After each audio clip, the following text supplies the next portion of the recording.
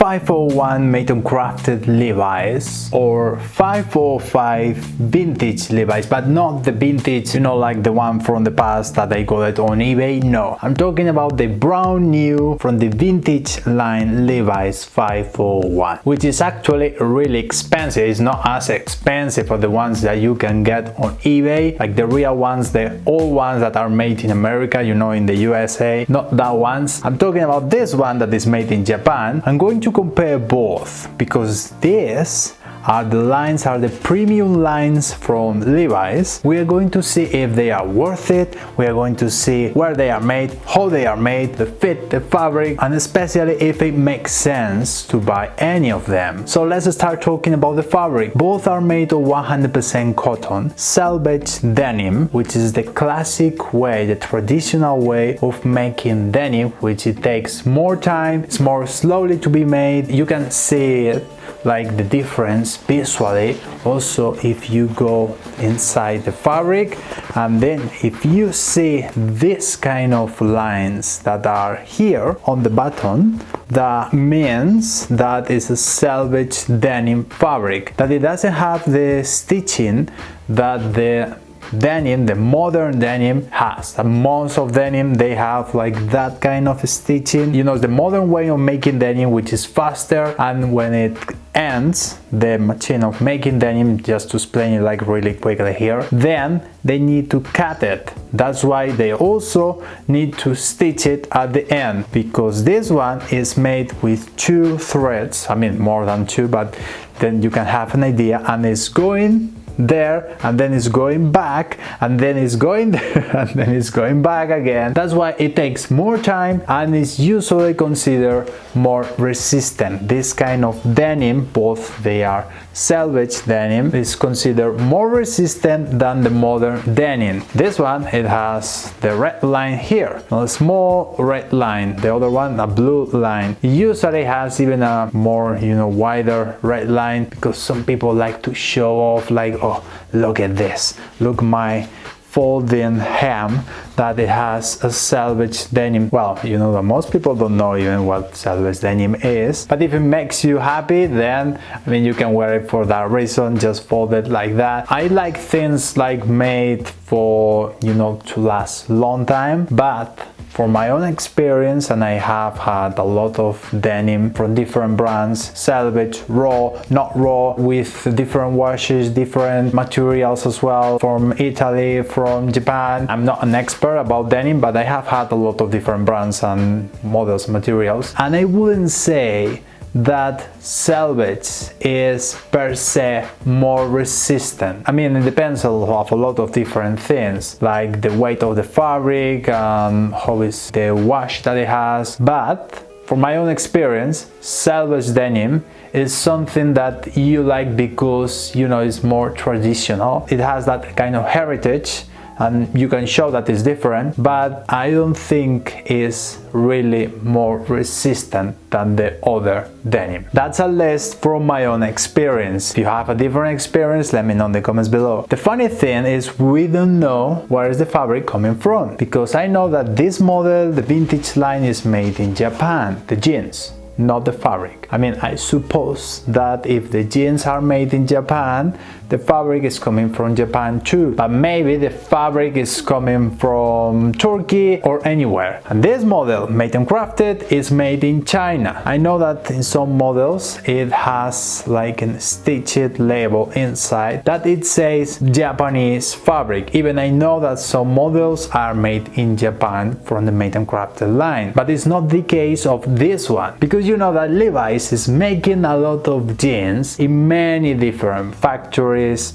around the world. So you cannot say like made and craft is always going to be in Japan or made in China or made in Turkey. Actually, I have had different models that it says made in Turkey, and this one is the first one that I saw that it says made in China. It's something I'm not really happy with, but it's okay. You are just paying like $200 for this, so so it's not a lot, right? Paying the double for this one made in Japan, but not all the models of the vintage lines are made in Japan. There are a lot of them that are made in Turkey, especially actually I think most of them are made in Turkey. Just few of them are made in Japan, like this 545 made in Japan. Even though we still don't know where the fabric is coming from, we can just only suppose, like, oh, this is probably Chinese salvage, or this is whatever, because this one doesn't have, you know, the Japanese label, and this doesn't have the Japanese label for the fabric. I never saw that label on a vintage line actually.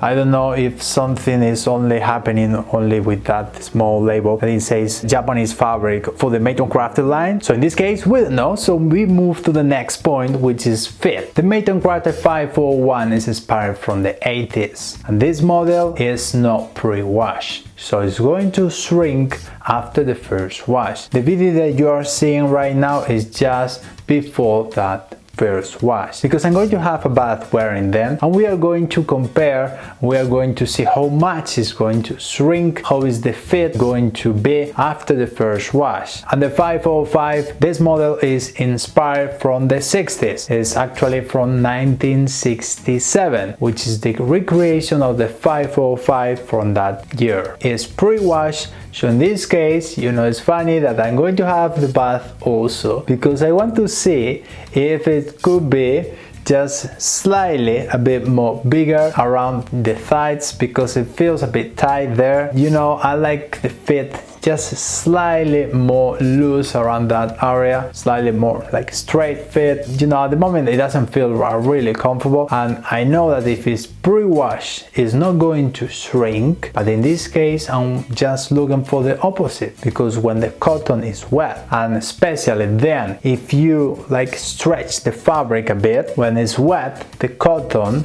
then is less resistant and it's easier to make it slightly bigger. That's why I'm going to have a bath as well with hot water and spend there like 30 minutes. In this case, especially if you take the bath with, you know, like not really hot water, it's not going to shrink a lot. So if you control that, then I think with just one size bigger, which is this case, it could be enough. And I went for the length 32, because usually I'm wearing the 32 with a small fold, with a small turn up, but in this case the 32 just with 1 inch less, it should be perfect. After 30 minutes wearing them, by the way, if you're going to do that, just keep yourself, you know, learning, watching something that entertains you, to spend the time as better, as worth it as possible. And after that I left them drying all the night, and the next day I was ready to try them on. And as you can see, the 501 is now more fitted. It's still like on the limit, it's not too fitted. I mean, I would like it just slightly looser, but it's okay, it's fine. I wouldn't go for one size bigger, because then it would be too big for me. I'm sure about that, because the waist is still okay, even it's perfect. The waist is perfect now, and I know that if I wash them like with really high temperatures, then maybe they are going to shrink even more, but it's not my case. I usually wash things like 30 degrees or even cold water. Even the bath, it was hotter than my usual washing machine. I don't think I'm going to have problems in the future with that, but you need to keep in mind that if you are expecting to wash it and dry them with really hot temperatures. I always dry them like, you know, like naturally. I don't recommend to wash actually anything more than 30 degrees, because, you know, cotton, linen and all the fabrics are going to suffer more, are going to be less resistant after time if you wash them with high temperatures. So the 505, as you can see, is almost the same, but you know what? It feels slightly looser around the thighs. So I got what I was looking for in both cases, which is great. And now the main question is, are they worth it? Does it make sense to spend a lot of money to get them? If you're looking for a model, an iconic model from Levi's, you know, from the 50s, 60s, 70s, and you couldn't find it, then it makes sense to get one of them, especially on sale, or if not, just go and get it, you know, pay $400 or whatever they are asking for. In my case, I got it on sale in London. There's a store that I don't remember right now the name, but it's going to appear here.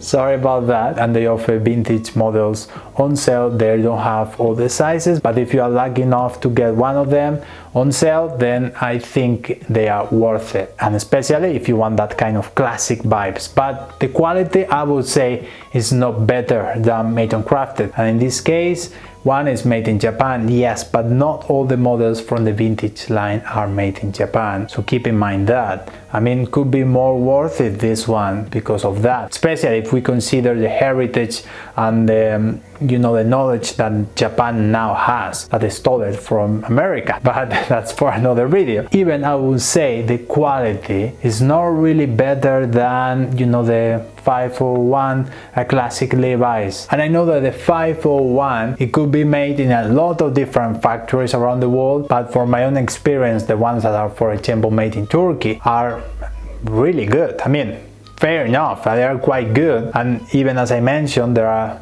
models of the vintage line that are made in Turkey as well, probably even that are made in the same factory. What you're going to get is a better quality denim, salvage denim most of the cases, and especially the fit, you know, that kind of fit that is a recreation from the past. Even, you know, the small detail of the back is made as the classic way and not with the leather. Not like the modern line that it has the leather label on the back. I mean, that's like in the small touch of if you like that or not, because the made and crafted line, it has the leather label on the back, and it's a recreation of the 80s model, a 501 from the 80s, and in this case without the pre-wash, it makes the model a bit more special, you know, something more classic, like from, you know, all days. When you wear your jeans, you have your bath, you know, like the classic even ad from the Levi's, that kind of classic thing that if you like, if you are looking for that kind of thing, then it's worth it. But not all the models from the made and crafted line are without the pre-wash. Some of them are made in one place, others in another place with different characteristics, but the made and crafted line is just like better quality denim, which is the main reason for that line. They are not doing a lot of recreations, only this model is like a recreation of the 80s, but the recreation part is for the vintage line. And with all that being said, you know, nowadays it feels like to find a good pair of jeans, you need to go for premium lines. It's just because they are not making the jeans as good as they were before. I mean, that's why premium lines like Made and Craft, vintage lines or other lines, Nudie Jeans for example, which is a brand that is making with a focus of making good quality jeans, but they are not even as good as Japanese denim, you know, the main brands that are focused only on denim. They are specialized on really high-end denim, which is the denim that we used to have